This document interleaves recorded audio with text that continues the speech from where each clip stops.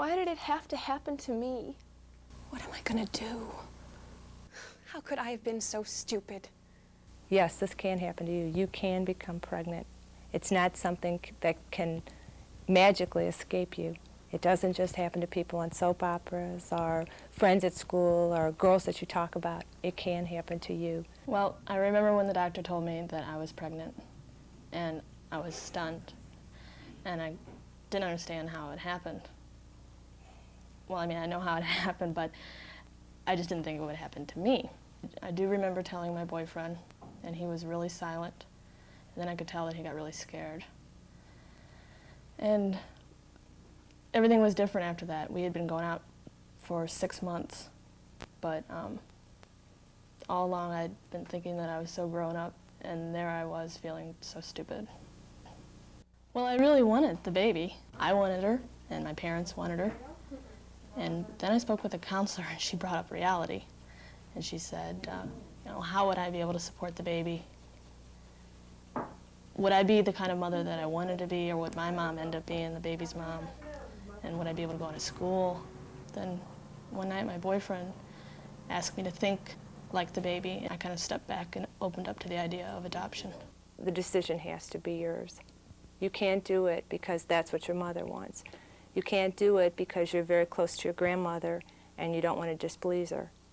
You have to really look at your whole circumstance and say, what is best for my baby? Not necessarily what is best for me. My best friend's sister was a single mother. And I thought, well, if she could do it, I could do it. And I started to look at her situation. And then I saw that it wasn't so good. She was living alone in a small apartment. She wasn't earning very much money. The child spent most of its time in a daycare center. And it was like they were raising it and not her. There wasn't a father around. Her parents tried to help, but they can't help that much. And I saw how unfair it was to her, to the baby, to the parents. And that's not what I would want for my baby.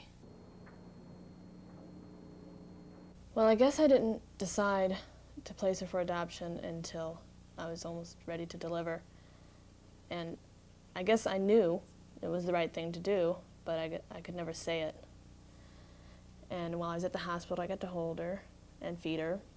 But when I left, I had to leave her behind. And that was really hard.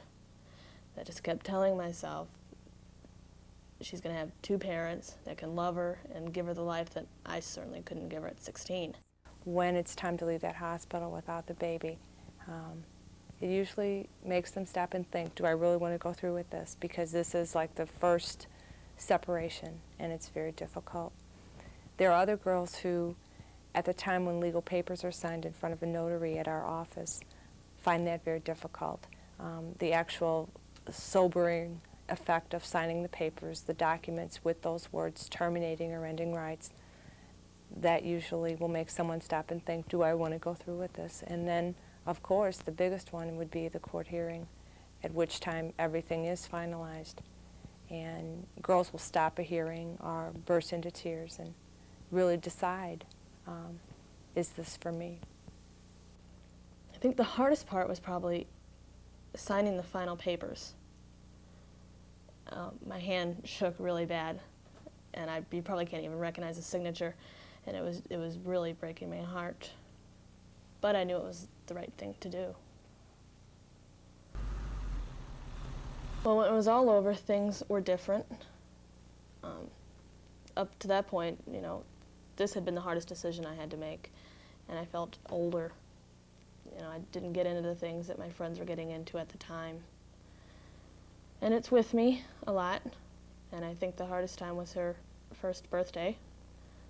But I just trust in God that she's happy and her parents are taking good care of her. And I thank God that I had the strength and the courage to do it, because it was the right decision.